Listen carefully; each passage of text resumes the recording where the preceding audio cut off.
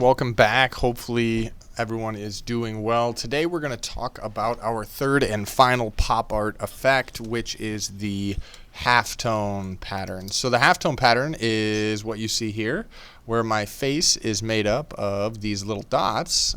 We add some cool color in there. We add some gradient, give it some life, give it some vivid energy. So let's go ahead and let's get started. So the first thing we're going to do is find our original photo that we're using. We're going to drag that into Photoshop. Oh, mine's going to pop up with the effect there. I'm not going to save that for now. Give me one sec. I'm going to drag my photo into Photoshop, and there we have it. So now let's go ahead and let's start the process. First things first, we're going to crop our photo down to be a perfect square, just kind of like this. And then the next step is going to be removing ourselves from the background. So I'm going to use my quick selection tool. Hopefully we've become familiar with where that's at. 4 tools down, quick selection tool. And I'm going to click select subject. That's going to give me a nice outline of my image. And then I'm going to hit Command C and Command V. I'm going to come over here to my layers menu and delete my background layer. And now we need to just enhance this photo a little bit with contrast and brightness just to give it some nice edginess. So I'm going to go to my layer adjustments button and I'm going to choose brightness contrast. I'm going to increase the brightness up to about 50 and I'm going to really crank that contrast up. Maybe go a little brighter there, kind of like so.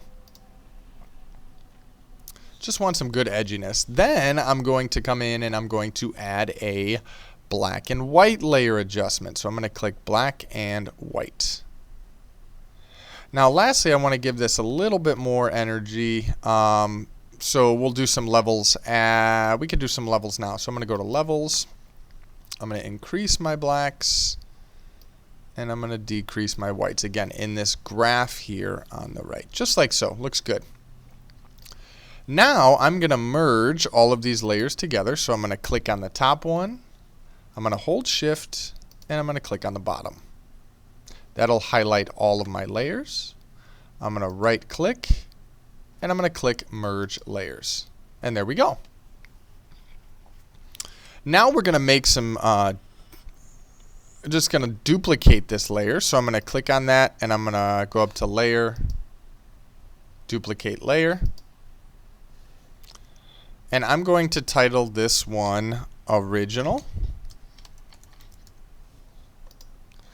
And then I'm going to click on levels 1 and I'm going to double click on the word levels and title this halftone pattern.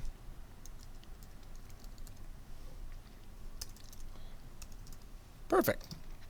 So now we're going to apply our halftone pattern. First thing we need to do is make sure original layer is invisible.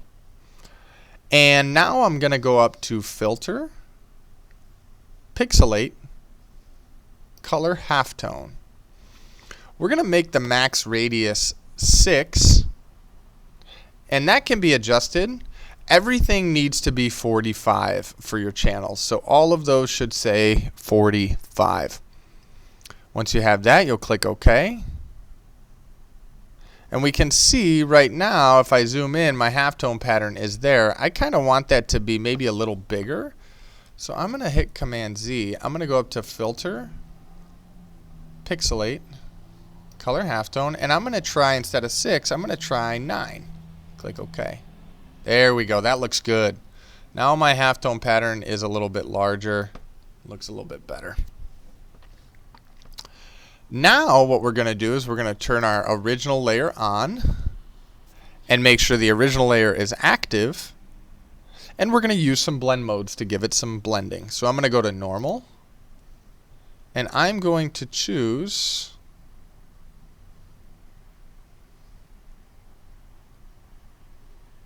hard light.